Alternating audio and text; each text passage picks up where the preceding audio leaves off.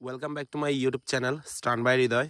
তো আজকে আমরা যাচ্ছিলাম হচ্ছে রাঙ্গামাটি রাজের দোকানে আর কেরানিতে ঘুরতে আর কি। তো এখানে দেখেন ভাই ব্রাদাররা মিলে সবাই এখানে line by line serial maintain করে যাচ্ছিলাম হচ্ছে বড়দাম রোড ক্রস করে। সো এখানে একটু ভাবলাম একটু বড়দামে একটা স্টান করি। তো এই যে দেখেন স্টপই করলাম কিছুক্ষণ। স্টপই করার পরে ভাবলাম আরও কিছুক্ষণ মারি, কারণ এখানে মানে কমফোর্টেবল হচ্ছিল না স্টপই করে। এরপর ভাবলাম একটু উইলি করলে ভালো হয়। সো উইলি অনেকদিন প্র্যাকটিস করা হয় না, কারণ যেহেতু সামনে একটা নতুন বাইক নিব। তো আরেকটা বাইক বলতে একটা 4V নেওয়ার চিন্তাভাবনা আছে, যেহেতু 4V দিয়ে স্টান করতে একদম বেশি কমফোর্টেবল। আপনারা যারা স্টান করেন জানেন RTR 4V বা 2V এগুলো দিয়ে খুবই মজাদার। সুমন, কি অবস্থা রে? কই যাচ্ছস? ভাই রাঙ্গামাটি যাব। রাঙ্গামাটি কেন? ঘুরতে যাচ্ছি, আজকে শুক্রবার না। আর আজকের ভাই তোর পিছনের ওয়েদার বেশি সারা। হ্যাঁ, এই যে কি একটা ওয়েদার আছে গাইস। আর ওই যে এখানে সবাই ভাই ব্রাদারেরা আড্ডা দিচ্ছে। ও আজকের বড়দামের ওয়েদারটা কিন্তু বেশি জোর, দেখেন সেই। তো চলেন এখন আমরা যাবো হচ্ছে কেরানির দিকে যাইতে পারি। কেরানি যাই, চলো চলো। এরপর টিলুম টিলুম করে আসাম বস্তি ক্রস করতেছি। এই যে আসাম বস্তি ব্রিজে অনেকদিন পর এভাবে পিছনের ক্যামেরা দিয়ে ভিডিও করতেছি, কারণ এতদিন ফোন ছিল না। তো এর জন্য এভাবে কোনো দিন ভিডিও করা হয়নি ভালোভাবে। তখন নিজের ফোন দিয়ে একটু ভিডিও করে নিচ্ছিলাম। দেন আমরা কেরানিতে পৌঁছে গেছি। এটা হচ্ছে কেরানি পার্ক বলে আর কি। সো এখানে দেখেন অনেক পর্যটকের ভিড়ের মধ্যে আমরা একটু আজকে ঘুরতে আসছি, কারণ কালকে হচ্ছে আমাদের বিজু।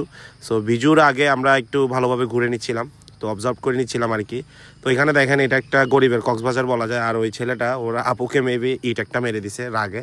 আর এখানে দেখেন অনেক পর্যটক, মানে পর্যটকের অভাব নেই এই জায়গায় আসলে। সবাই পিনে ছবি টবি তুলতে আসে। আর এখানে আমাদের সুমন হচ্ছে ক্যামেরা নিয়ে ভাব নিচ্ছিল, ও GoPro 11 নিছে। সো ওইটা নিয়ে ভিডিও করতেছিল আর কি।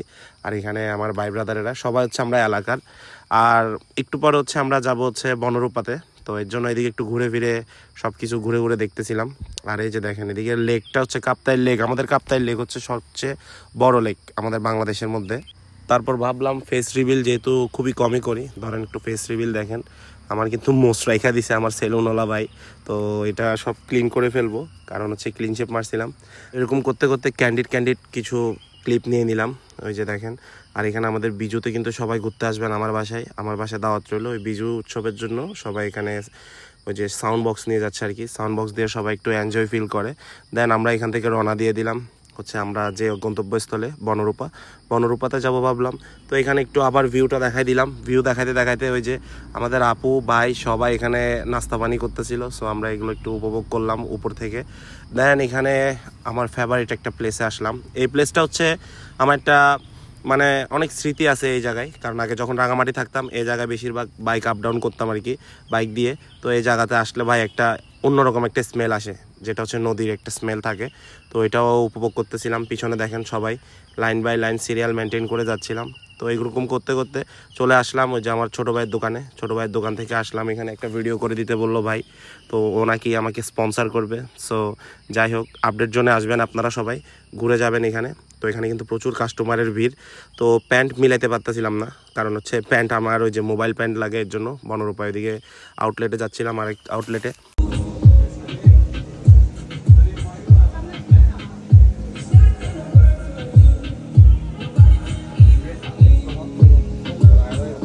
তারপর ছোটো ভাই রাজ ছিল না। সো রাজ না থাকলে কী হবে, ও আমার একটা এয়ার জর্ডান 4 একটা স্পন্সার করছে। সো আমি খুবই হ্যাপি।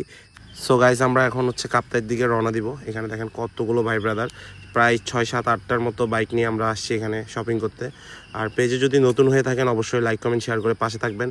আর বেশি করে আমার জন্য দোয়া করবেন, যাতে আরও বেশি দূর এগিয়ে যেতে পারি। সো ভালো থাকেন, সুস্থ থাকবেন। সবাইকে নমস্কার, জুজু, আসসালামু আলাইকুম, ফেস গাইস। এই ভাইটার জন্য দোয়া করে দিন বেশি।